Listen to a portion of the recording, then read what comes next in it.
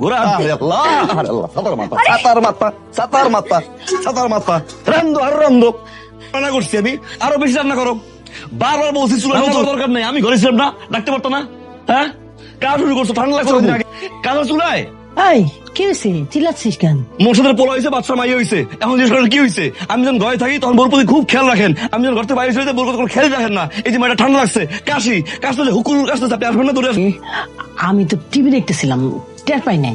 কেমনে আপনি 24 ঘন্টা সিরিয়াল ওই হিন্দি সিরিয়ালে কাশি সিডি দেখতে গিয়ে আমার দিন থেকে হারাম হয়ে গেছে ওটা বন্ধ করেন। আর তো কোমরে ব্যথা ছিল এই জন্য আমি বৌমারে কইছি একটু রান্না করতে।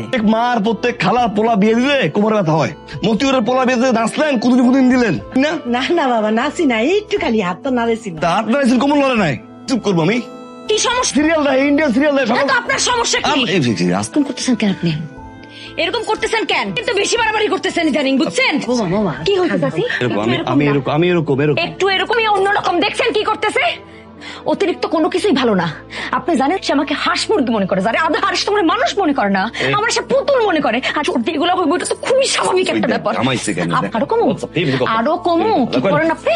আমি যখন কোনো একটা কাজ করতে যাই সে আমারে কয় কি তোমার কাজ করতে পারো দাও আমি তোমার কাজ করে দিতেছি মানে বাতাস করতে থাকে জানেন আমি তোমার কয় কি তোমার হাত কেটে দেবো তোমার কাইটা দিই কিছু একটা ধুইতে ধুইতেছি তোমার ঠান্ডা লাগবো আমি ওনার এরকম আচরণে বিরক্ত হয়েছি না কি হয়েছে আপনি স্টপটিপ দিয়া কোনো লাভ নাই আমি আজকে আমি অতিরিক্ত বিরক্ত নাকি আমাকে মানুষ মনে হয় না নাকি আপনার কি মনে নিজে কোনো কাজ কাম করতে পারি না আপনি আরে আপনি তো এখন পর্যন্ত এটাই জানেন না যে আমি প্রেগনেন্ট শুনবেন কেমনে কারণ আমি আপনারা কই নাই কেন জানাইলে আপনি এই অতিরিক্ত জিনিসগুলো করবেন যেটার জন্য আমি আরো বিরক্ত আমার যখন ডেলিভারি হবে তখন আপনি কি করবেন আমার পাশে দাঁড়ায় কি আমার বাতাস করবেন ছিলাম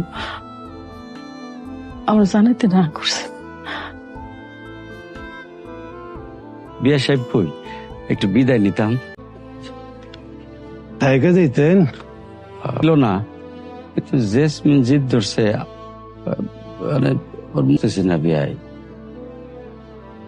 জামাইয়ের লগে কি হয়েছে না হয়েছে কিছু তো বুঝতেছি না অত্যাচার করছে ভালোবাসার অত্যাচার করছে যার কারণে জেসমিন থাকতে চায় না 8 বছর